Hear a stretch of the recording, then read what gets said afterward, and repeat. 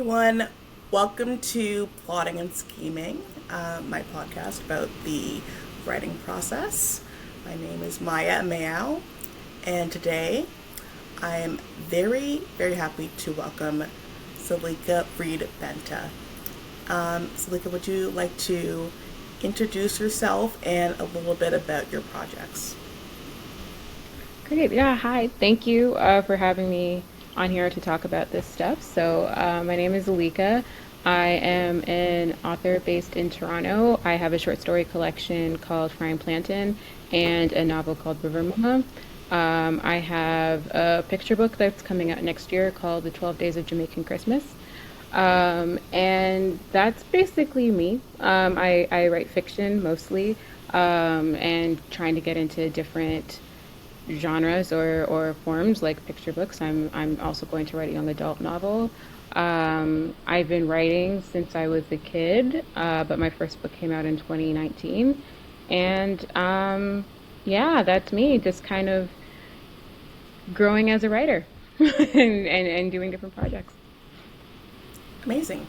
Thank you so much for that because I did not know that you had like a YA project in the works, and that's kind of like my main thing. My first three books are YA, so that's really exciting. And then picture book. I didn't know about your picture book either. Have you announced this? Yeah. Okay. Yeah, Yes. it's coming out next year.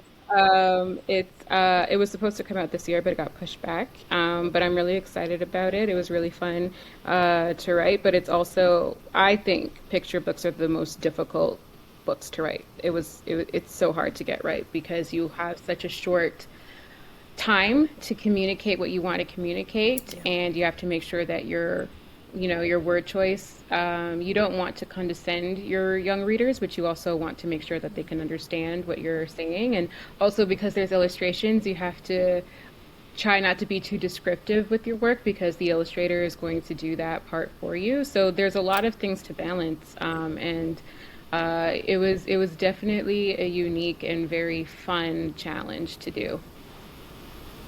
I love that. My publisher for my YA, they are primarily in picture books, and I always love reading new picture books, especially by authors of color. So yeah, I'm very excited for this. Who's your publisher, by the way, for this? Tundra. Tundra, awesome. Okay, so we're gonna get into it. So yeah, I've done a little bit of research, so I do know a bit about your background, but I would like for the audience if you want to share what first got you into writing and your early influences and which authors made you feel seen. And I think I've seen in previous interviews you kind of talked about the fact that like you're a big movie person as well, and you had a lot of big influences. Like I think My Girl, you said was one of your big ones. Yeah, I grew up watching a lot of movies and then later a lot of TV. So I was watching a lot of coming of age movies in the 90s. So My Girl was a big one. Now and Then, I loved Now and Then, was a big one, but they were all coming of age stories about white girls. And I think that was something even as a young kid that I knew but didn't really articulate. And I was writing from a very young age. According to my family, I've been writing since I was 3. So that was definitely something that I love to do, to express myself and to just create these worlds and create these characters. Um, but but yeah, like a lot of the things that I was seeing were about white girls. And a lot of the books that I was reading, or a lot of the movies too, like, I also watched like Brooklyn and stuff like that. They were African American. There wasn't really anything Canadian, Black, Caribbean. But my mom, who loves to read, and she's also an educator, and she was going to school when I was growing up. She had a bookshelf, like a bookcase, and I would take down books and read them, not necessarily knowing what I was reading. So I remember reading Beloved by Toni Morrison at a very young age and not really knowing what I was reading, because I was too young, but still being very much affected by the words. And it kind of became a ritual for me that every couple of years, the older that I got, I would go back to Beloved and read it and understand a little bit more about the book. But my mom told me to read Annie John by Jamaica Kincaid. And that was a really seminal book for me. because it was, it was in Antigua, and even though I'm not Antiguan, it was in the Caribbean. It was about a little black girl, and it was about her growing up. So that was like really important to me, and I also loved the way that Kincaid wrote. I loved that very it was very lyrical but very concrete, and I had the great opportunity to introduce her when I was doing my MFA, and she said that she didn't Awesome. like when people. Yeah, it was great. It was great. She said she didn't like when people called her writing style simple, because I said that I loved how simple but like eloquent it was, and she's like, I don't like that. But I think it's readable. It's a very readable book, but there's so much going on, and just because it's readable doesn't and accessible doesn't mean that it isn't complex. And I think I was really drawn to that even as like a preteen. And then I went to undergrad, and I did English and Cinema Studies with a minor in Caribbean Studies in undergrad. But I always knew that I wanted to write, and so I was like, okay, I'm going to do my MFA. And when I do my MFA, I'm going to like that's how I'm going to work on my craft and become an author. And in university, I also came across authors like Andrea Levy, and that was like a really big influence for me because Andrea Levy wrote about the Jamaican British experience and sort of like the diaspora in that sense. And I think it was the first time I came across writing of the diaspora and not of, you know, people in the Caribbean, if I was reading Caribbean books. And so that was really interesting for me because I was like, yes, this is what I want to write. I want to write about the diaspora in Toronto. And I want to write about coming of age and the combination of seeing things like Now and Then and My Girl, and reading books like, Fruit of the Lemon or Never Far from Nowhere by Andrea Levy, kind of came together. And I was like, yes, this is how I want to write. And also even just reading Toni Morrison and like, it grew the older I got from Beloved to like Sula to Jazz to Love, and just the way that she affected me as a writer, like as a reader. I wanted to do that as a writer. And so there was a phase like in my MFA where I was like, I'm going to be like Toni Morrison, but nobody can be like Toni Morrison, and you shouldn't try to be like Toni Morrison. You should just try to be yourself. Yeah. So like going through that was really, really interesting. And I really loved when I met these other black writers when I went to Breadloaf. We were all talking about our like trying to be like Toni Morrison phase. It was, and I felt really seen because I was like, great, I'm not the only one who went through that phase. That's amazing. So I don't know if you've read this, but there's this book out called Tony at Random about her time being an editor at Random House, and it's kind of like I a master class in like editing, and that's why I've been reading it. So yeah, one of my friends recommended that to me, and yeah, if you get a chance to check it out, it's really good. Yeah, absolutely. So yeah, I'm relating to a lot of the stuff you're saying about like growing up, the media that you're consuming and not seeing, you know, black girls represented. It was a lot of the time like white girls who happened to have a louder personality, and you wanted to have a black Yeah. girl, with not a louder personality because that was kind of a little bit of a trope, having the loud black friend in many pieces of media. And it's kind of just been like really amazing seeing the last couple of years how many like black YA authors have been coming out, because that was just something that I did need as a kid that was not there.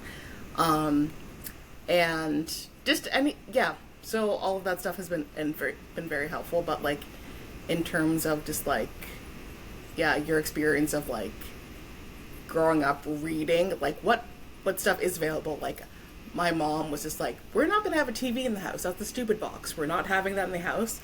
So she named me after Maya Angelou. So I had Maya Angelou biographies and like poetry to read.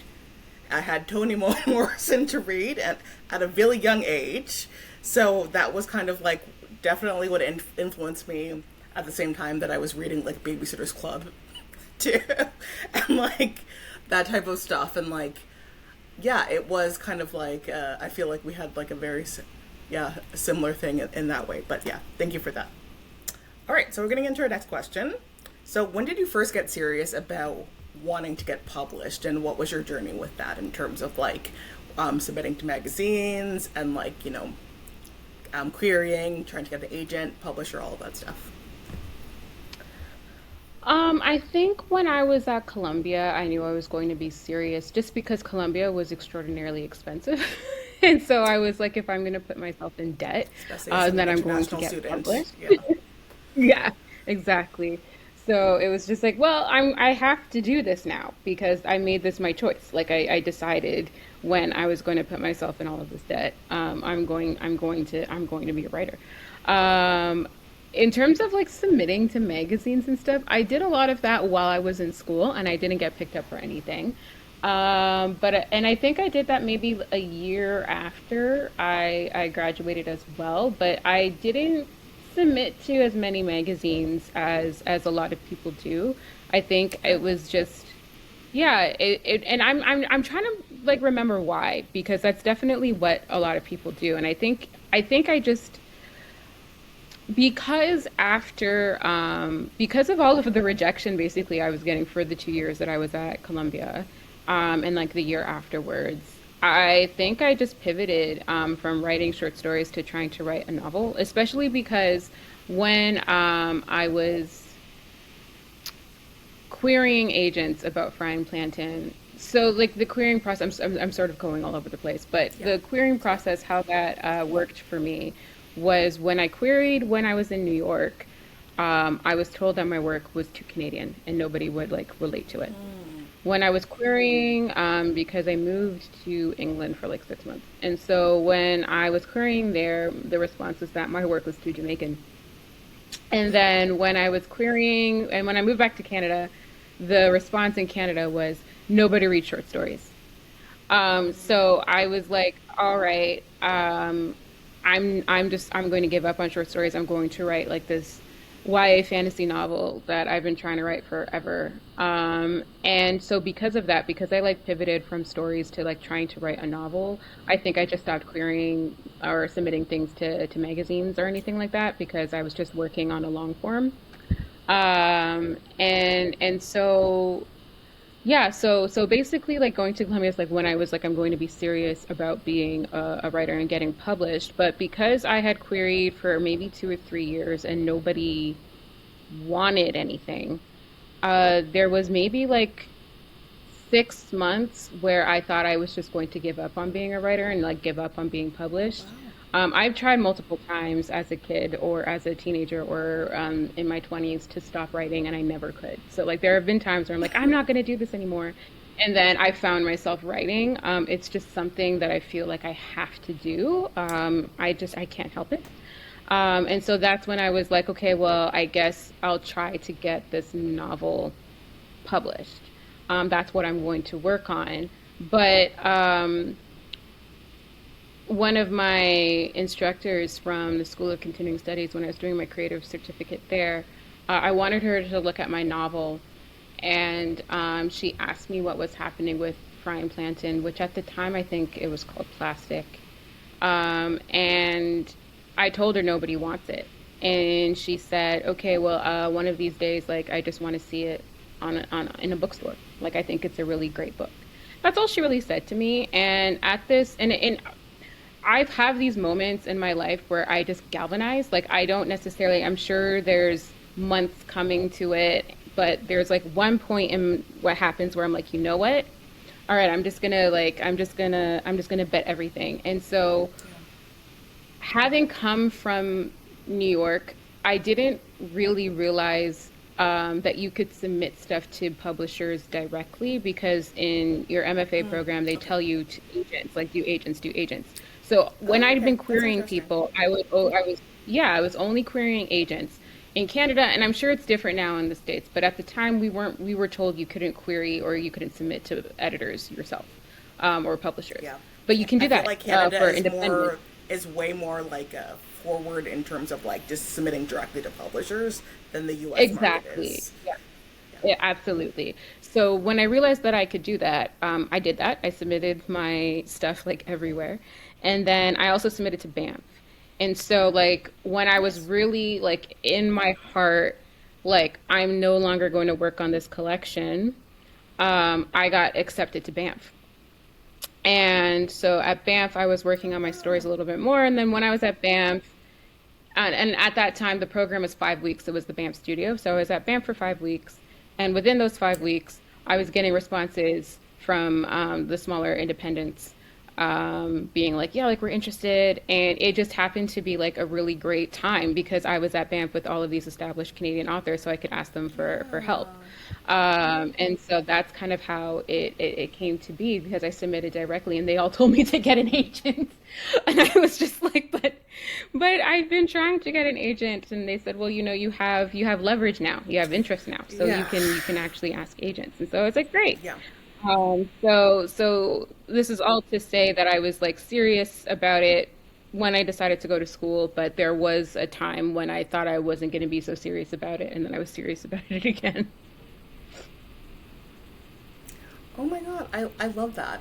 That's so fun. And like, I like we were just meeting up last week and I was asking you about Banff and your experience there. So that's really inspiring for me personally too. So I appreciate that. That is really cool. I'm like, yeah, that is a really unique experience. Like I've interviewed, I don't know, maybe like 10 different authors about their experience.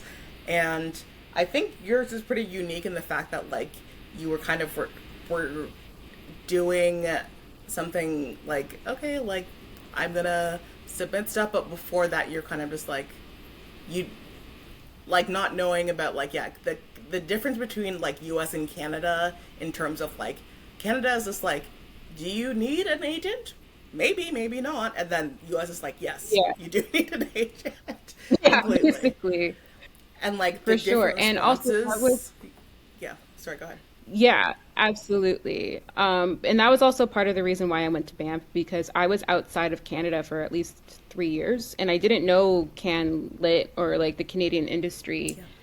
at all really because I was gone. So I was like Banff I feel like would be like a great way for me to kind of learn stuff. And I've been to Banff like two or three times since then, but I always find my first experience there really funny because I actually didn't do a lot of writing when I was there. It was more just asking about the industry. Yeah. And so that was really interesting because I was there for 5 weeks and I didn't write that much at all. I was just like, no, like tell me like agent stuff. And so I think my first Banff experience was Yeah. unique in that sense where I was just like, no, just give me all your knowledge. Yeah, the networking aspect of things like that, like I have really avoided trying to like apply for like residencies and stuff like this because I'm just like, I can write at my house and I have social anxiety. But kind of just realizing like this is important if you do want to connect with other writers who can, Yeah, yeah. help you, give you like You really do. essential I'm advice. sorry. Yeah, Networking is so important. Yeah. exactly. But I am gonna try and like write at least a tiny bit each day, just to Yes. Yes, you get should. in the You flow. absolutely should. Since they have those like days where you're supposed to be like sharing your writing, right? Oh my god, I'm so nervous about that. Yeah. Yes, Okay, they do. all right. So let's get into our next part here. So I already asked you a little bit like about your journey with like querying and all that stuff and your agent.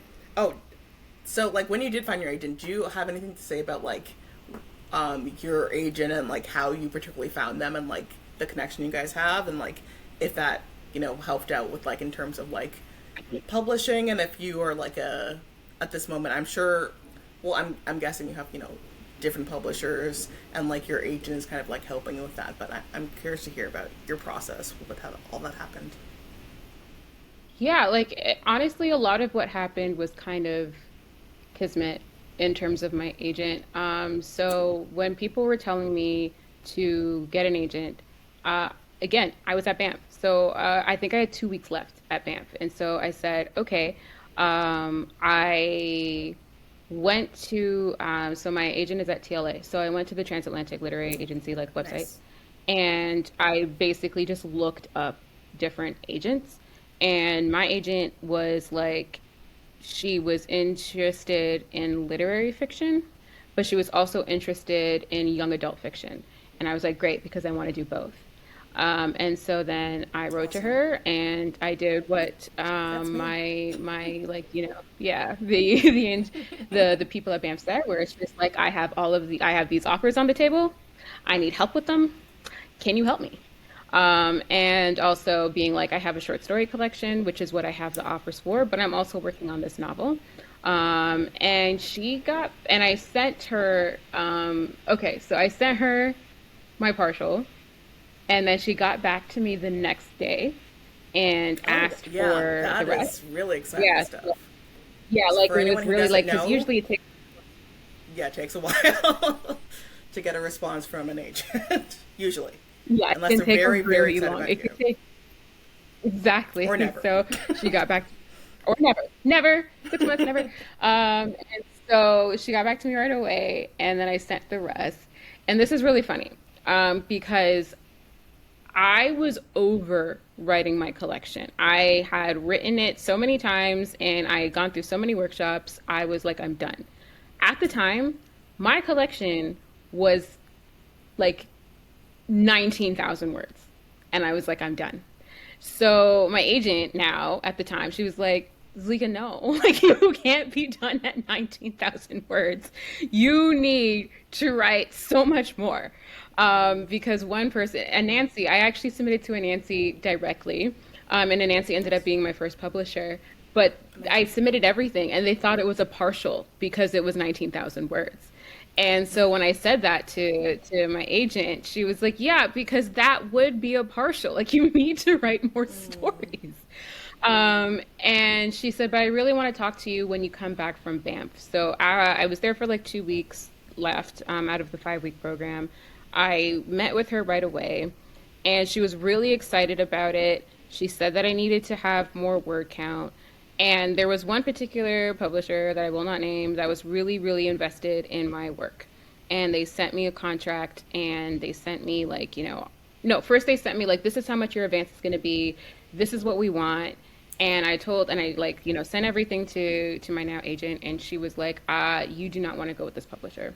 You don't want to go with this publisher because your editing process is going to be great, but they will not pay you. And with that publisher, there was a particular editor there that I was connecting with because he grew up in the same neighborhood as Ryan Planton. So he knew things about my book that is not explicitly in there. Yeah. And so I was like, I really wanted to work with him. And she was like, I guarantee you, he's not going to stay there.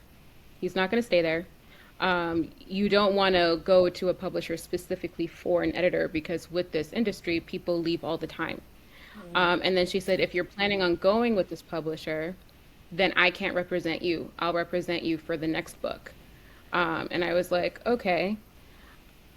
She emailed me that night and was like, I can't in good conscience let you do this. So if you want to go with that editor, if you want to go with that publisher, then we'll do it together. And that's when I knew that she was going to be my agent because she like emailed me at like Wow. midnight being like, if you're going to That's make this intense. decision, then we'll do it. You That's need insanely protection. intense. And I was like, oh my God, she really cares. Yeah. And so and she really understood my work. And I think with her as well, she wasn't only thinking about my first book, she was thinking about my career, she was thinking about my trajectory, Yes. she was asking questions like, do you want to get into screenwriting, do you want to do this, do you want to do that? So she was thinking big picture, and I really admired that. And I was like, I realized that I really want that. And when she was looking at different contracts that I was sent, it would be things like, in their initial email, they said, this is how much your advance is going to be. When I see the contract, it's $1,000 less than what they said. Why would they do that? And so, when you have your first book, I think sometimes, depending on who you are, but I know for me, I was just really grateful for getting um, for the interest that I wouldn't have been confident enough to tell a publisher, you said the advance was going to be this, and then when I look at the contract, it's less. Like I wouldn't be able to advocate for myself in that way because I was just so happy that somebody wanted my book. So having my agent be able to be like, no, no, no, like what is that? Like what is that? What are you doing?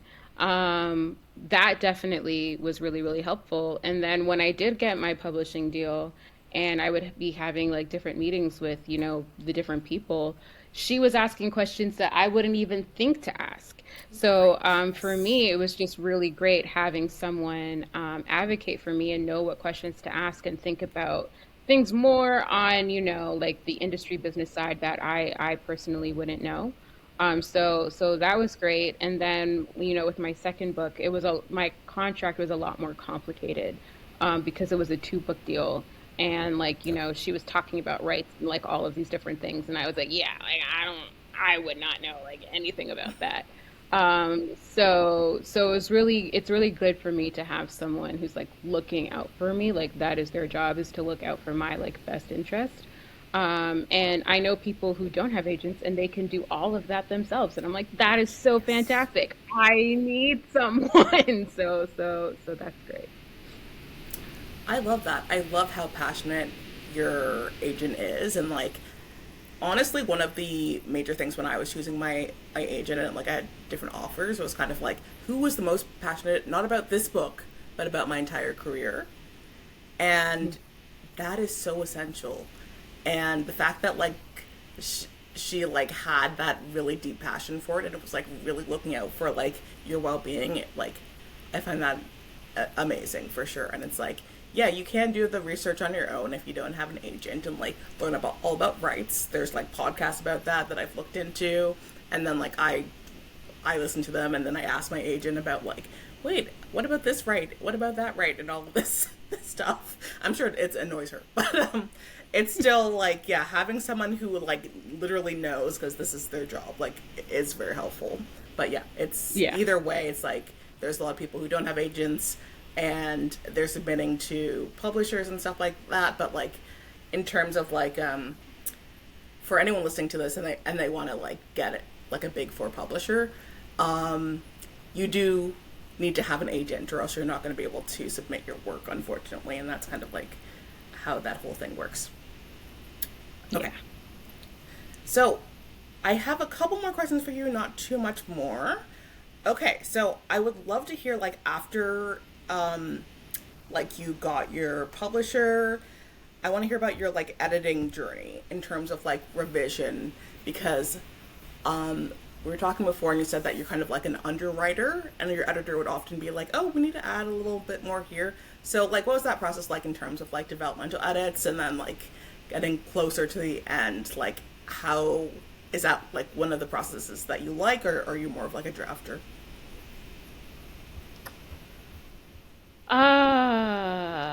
Do I like that process? I don't know if I like it. I think it's necessary because I'm not a drafter. Yeah.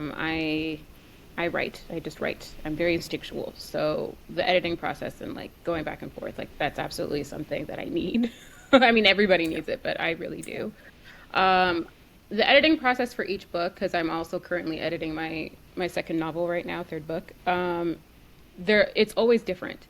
So Frying Plantain, for instance, um, I loved my editing process for that. Also, though, it was extremely polished, my collection, because I'd been working on it for years. And then, so like I said, it was 19,000 words originally. And then, since we were talking about Banff and how I wasn't actually writing the first time I went to Banff, my Banff experiences are very different. When I go to Banff, I don't write.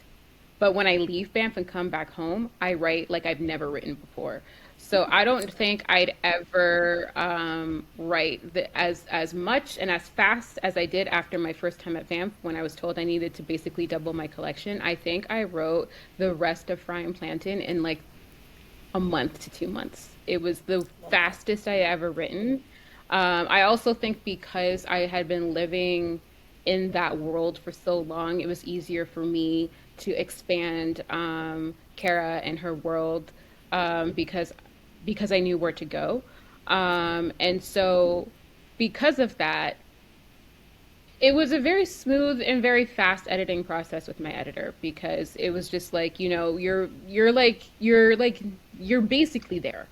And so that was like one thing. But with River Mama, I wrote it while we were in lockdown.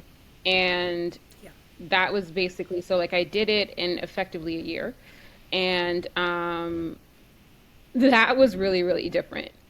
So there was a lot more developmental stuff, and I remember getting a little bit of anxiety around it. And this is another great thing about my agent is she'll talk to me about my stuff. So she'd be like, she kind of brings me back to earth a lot when I get in my head. So I was just like, oh my God, this book sucks. Look at all of the like edits that I have to do, and she would be like, I mean, you wrote this in a year and nobody else has read it, like it's not going to be the same experience as Ryan Landon Right. because you had workshop and you had so many years. Like it's going to be like, come on. And I was like, okay, Exactly. okay, it's fine. And that editing process, though, because I was very clear about what I wanted River Moma to be, um, it was it was a lot of okay. So speaking of how I watch a lot of stuff when I write as well. River Mama, just for a basic thing, takes place. It's a quest and it takes place basically in a day. I was watching a lot of Superbad. Superbad has nothing to do with my book, but I liked the energy of Superbad and how things You like all mean of these like you were just wacky things watching Super happen. Bad a lot? You're just watching that one movie a Yeah, lot? like I think I watched it about Okay. 7 times. I just had it on because I I really was liked like, the energy. okay. I don't know why that I was surprised me watching so other much. things. It surprises a lot of people when I say that. I watch like other things too, but because of the like propulsive, like just sort of like going and going and going and like, Yeah. zaniness of what happens, I was like, no, no, like this is the energy that I want people to get in the book. But because of that, there would be like certain dialogue things where my editor would be like, Zaliga, like why are we doing this dialogue? Like, why are we doing that? Yeah. So even though I was very compact, there were other things where we had to take a lot out because that wasn't going to the that wasn't like conducive to the story. And there were certain things that were just cultural differences. I think with every book that I write, there's a lot of explanation that I have to do, just because there are certain things that I think that particular editors wouldn't understand. So, like I said, with River Mama, it was in a day, and there's supposed to be like momentum, and there would be certain things where I would slow down to do something a little bit cultural. Like for instance, so it takes place in winter, and my characters have just been attacked by a duppy, which is a ghost, basically, or a spirit. Hmm. And my characters are not necessarily friends; they work together. And so there's Alicia, who's the main character, and then Heaven, who's like always wanted to be her friend. And Heaven notices that Alicia's hands are dry, and so she gives her some like lotion to like be like, Dry girl, slash you're a ashy. little ashy right now. Yeah. And my editor wanted to take that out. And I said no. Because I was like, this is how their bonding starts. Yeah. I was like, that has to stay. She was like, like I really want to get back to the action. I was like, no, we're gonna. So sometimes there's a lot of back and forth. And then with Frying Plantain, there were things, particularly with my copy edits, that weren't necessarily grammatically correct that I wanted to Mm, keep in. So Island gotcha. is capitalized throughout, and my copy editor wanted to take that out because it wasn't grammatically correct from when I capitalized island. And I said, no, island is basically like talking about the Caribbean. It's kind of interchangeable. Mm, So I want island to be capitalized. So I find with the editing process, there's a lot that has to do with craft, and but there's also a lot that has to do with knowing when to take things and when to be like, this is actually important to like the cultural milieu of what I'm trying to do. yeah. And so that's what I find interesting about the editing process. But also, I think what's great about the editing process is that it really makes you know who your characters are. So my True. editor at Penguin for River Mama was really great because we had this meeting, and she was asking me all of these questions about my characters that I wouldn't even have thought of. So she'd be like, "Who is, Heaven in high school? Did she have a lot of boyfriends? Did she do this? Did she do that? Who did she like? What did she wear to prom? What?" And I was like, "Damn, okay, like you're asking me like all of these things." So I had to come up with these answers because you need to know your characters inside out. And so I think that's like the big thing about the editing process that I dread, but also really like because it definitely puts you on your toes and makes you like really think how well you know your characters, how well you think these things through. Okay, yeah. That was really, really helpful. I feel like, weirdly enough, I had a very similar editing process where, like, my first book, I was just, like, zoomed through it. All of the developmental edits were making sense to me, and, like, moving into, like, the smaller edits, it was kind of, like, a very smooth process. But then with my second book, it was so much harder for me to get into the developmental edits, and I was having a lot of self doubt, like you described too. I was like, wait, what is even the story? Like, what's going on? And then with my third book, I'm still going through the same thing again right now with my developmental edits. But I have hope. Yeah. We'll see. Yeah. So just kind of like Yeah, for sure. believing the process. Yeah. Definitely. And with the book that I'm going through now, it's also very different from River Mama because with River Mama, I knew exactly what I wanted to do. And with this book, I'm actually learning more about my book as I edit and as I write, which is very different from me because Yeah. um, I've never like been through the process of discovering my book as I'm at this stage. It's usually beforehand. Yes. Yeah. And for this, I'm like, oh no, like when I respond to edits and when I take edits and when I don't take edits, that's making me understand more and more what I'm trying to say and what I want to do with this book. And that's really interesting for me to experience. Yeah.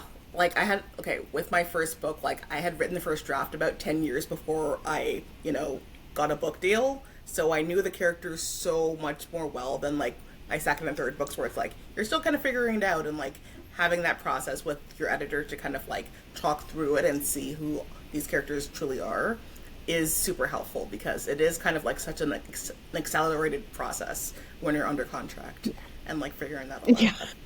Yeah, while you're like, okay, well, deadlines, and like I need some like stewing time, I guess. Yeah. Okay, so we have just a couple more questions here. We're getting to the end. Okay, so I would like to ask you about like, okay, so with like frame planting, and then with River Mama, you went into like kind of like the spec territory with River Mama, and I'm wondering how that went for you. Did you feel like it was a different process writing, contemporary rather than spec, and like how that went for you? Yeah. So how like River Mama came to be is because, as I said before, there was a YA fantasy that I had wanted to write.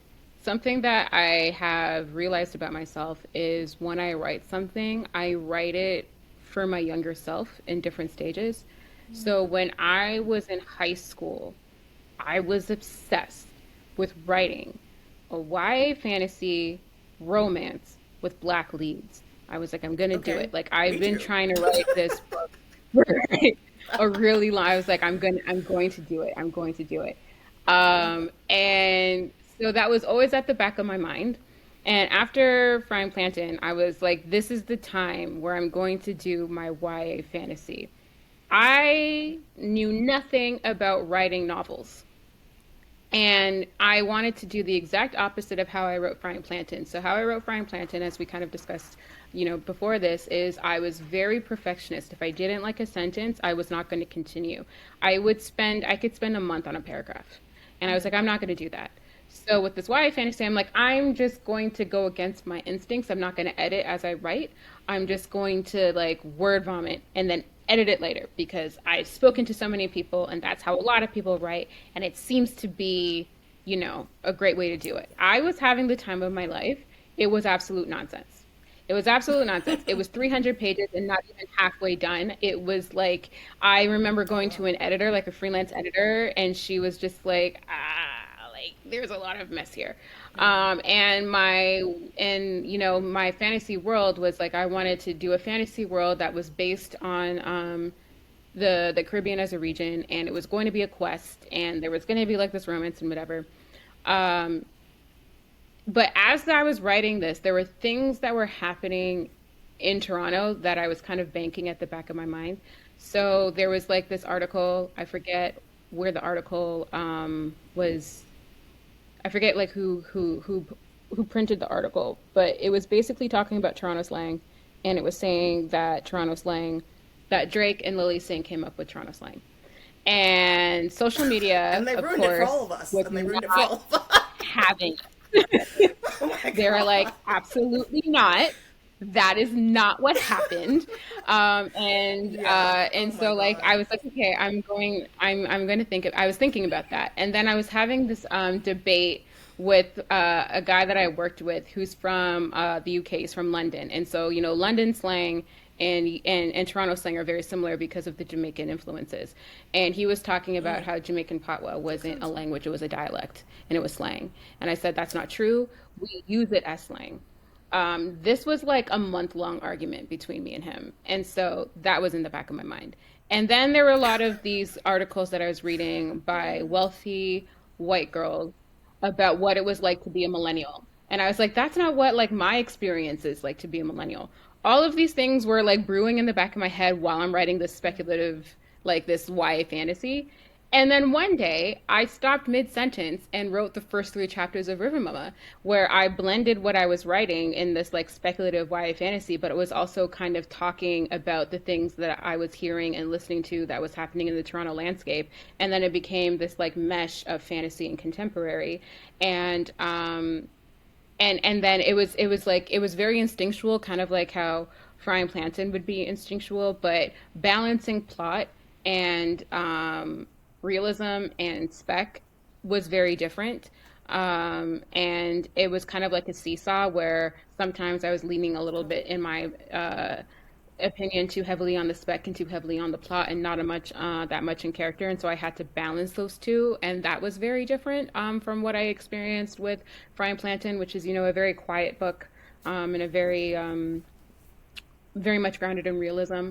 But it was so much fun. Like I had a lot of fun doing it, and I didn't really think about genre as I was writing it. I didn't really think of it being a mashup. I just knew that I wanted it to be realist, and I wanted it. I didn't really think of it as fantasy because I was mostly thinking of it in terms of it being spirituality. Because I talk a lot about like, you know, Jamaican spirituality and like, you know, how that leads into the different roots in West Africa and things like that. And then if there was like a fantasy element, it was like the quest was a fantasy element where I was like, I'm going to treat Toronto like it's Middle Earth, and I'm going to treat the TTC like they're orcs, and I'm going to treat it like basically the realist part of it was going to be the fantasy part of it. Whereas, like, yeah, like just imagine this as like a trek through Middle Earth, but it's actually Toronto. And let's also like think of, you know, Alice in Wonderland and Wizard of Oz, and like going to the Emerald City and the Yellow Brick Road and stuff like that. And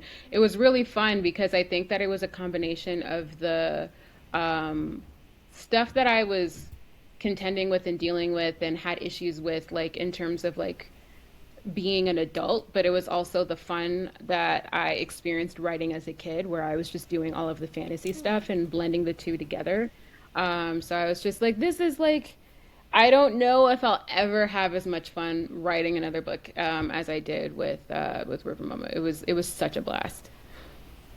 That is amazing. And I feel like I definitely relate to that. Like, I first started when I was a kid writing fantasy, but then I realized you're just kind of writing the drama, interpersonal conflict, and not any like actual fantasy stuff. So I'm like, let me switch over. But yeah, I also like with River Mama. I feel like it gives a lot of like Brown Girl in the Ring by Neil Hobson Yes, in terms of like yeah. the you see the Toronto culture like in and like putting that in like a spec element with like brown girls. I just feel is like very fun. So yeah. Okay. I also, so I'm actually doing a short story workshop right now, and we are reading um, Paroxysm by you. It's a short story in Therese Mason Pierre's As the Earth Dreams. That is an incredible short story. It is really, really good. Oh, thank you. Um, Thank you. yeah. And I just, I found it really effective in the way that like there's kind of like themes around mental health and hoarding, but kind of like adding spec elements as well. And I thought like, oh well, like yeah. So I had been talking to my class about it, and we really appreciated it. So I would love to hear a little bit more Oh, thank you background so on much. that story, if you don't mind. Yeah, I was worried that it wasn't spec enough, actually. I was worried Therese was going to reject it. I was just like, I wonder if this is speculative. And she was like, this absolutely is speculative. Like, what are you talking about? But it was actually like, during lockdown, I had a lot of anxiety. And I really wanted to write about that in a way where, I was like, I wanted to have a physical representation of anxiety, but I also wanted it to be this the spec element being like, is it actually happening? Like, are there actually like all of these garbage bags that she can't get rid of? Like, is this something that's actually happening, or is this just, her anxiety? And so, but honestly, like, so when I got the email to ask to be a part of the anthology, I didn't know what I was going to write. And I was just I was really thinking about it, and I was like, I don't know. And that's when I decided, I'm like, okay, I guess like I'm just gonna write about this, because I did think, for a while I had thought about just writing a story about the anxiety that can happen during lockdown. Yeah. And then I was like, okay, this is like kind of like River Mama. I was like, this is the chance to write about that, but like make it spec. And I'm not gonna make, the virus COVID. I think there was something interested. I'm really interested, which is weird to say, in emotion. I think it's also because It's not weird to say. um no, just like in terms of just like, I mean, as a writer, like, yeah, like I'm interested in emotions, like, okay. But I think it's also because emotion is really difficult for me to write, as we were talking about in terms of how I'm very compact. A lot of the things about expansion, especially that I got when I was a younger writer, was like expand on how she feels, like expand on how this person feels. And I'd be like, what do you mean? Like, I already said that they were like mad. And they'd be like, okay, but like, can you give us more? And so, because of that, I think I really wanted, the virus to be something where it causes uncontrollable emotion and you could die from it. I was just Yeah. like this, like I was just very interested in that idea. And I think something that I've started to do, and I did this with River Mom, and I'm doing this with this book, is that the anxieties that I have about my own writing or the book that I'm doing at the time, I actually put in the book. I think it was also just like a great exercise for me to put like my own anxieties about how I write things like emotion and like putting it into the story. So it kind of just came together in pieces. I wrote a lot of it while I was actually doing different festivals for River Mama. So I'd be in my hotel room and be like, oh yeah, like I'll write this down here, and like a little piece of paper there. And so it was actually a little bit like a throwback, because that's how I wrote Frying Plantain a lot of the time when I was at school, or even like when I was working in retail, where I like run to the back room and like write something down and then continue on. And Oh, so it was kind of wow. like, oh yeah, we're going old school with this. This is so interesting. But yeah, like it was really awesome, and I actually didn't change the names were very, very different at the beginning, and then for whatever reason, I still don't know why I decided to go with some Greek mythology names. I'm not even really sure, but I was like, I think it suits this. So it was kind of like, yeah, like, oh yeah, I think I'll do this, and throwing things at the wall, and then giving it to Therese to edit, being like, I hope this works. She was really, really gracious about it. That's amazing. Like, I felt like it was very indicative of the lockdown period if you happen to be an anxious person, for sure. Yeah. Yeah, I thought it was really, really well done. But okay, so final question. Do you have any advice for writers? My advice for writers, I think, it's very general, but my thing is don't force it. Whatever it is that you're trying to force, because I know there's something, don't force it. Because I would try to force, and I think that's with anything, like in terms of, you know, forcing yourself to conform to writing in a certain way because you think that will be the way to get a publishing deal, or forcing Yeah. yourself to take sometimes it feels like I come across, at least to myself, like I'm against taking advice and taking edits, and that's absolutely not true. Like I absolutely think that you need to take edits. I absolutely think that you need to listen to feedback. I also do know, though, just like from talking to other people, that sometimes people take feedback that they really don't agree with, but they take it because they think that they Yeah. should. And so I also very much like, don't force yourself to take that edit. Like if it, I think like physically, I think when you get an edit that you don't necessarily want to do because it might be too much work, but you realize like it's an edit that you have to do. And then know when you get an edit or you get feedback where it's like, I actually physically just feel like this isn't right for my story or right for my chapter or right for whatever it is. And I think that you can listen to that as well. So, like, don't force yourself to, shape your work into something that it shouldn't be, just because you want to appease to like a general reader, because there'll always Yeah. be a reader for your work. And don't force yourself when it comes to, you know, timelines. Like I think it's really, really cool or really, really good to have organization and have some people, I write every day, doesn't matter what it is, and that's totally cool. Yeah. I feel like if that works for you, do that.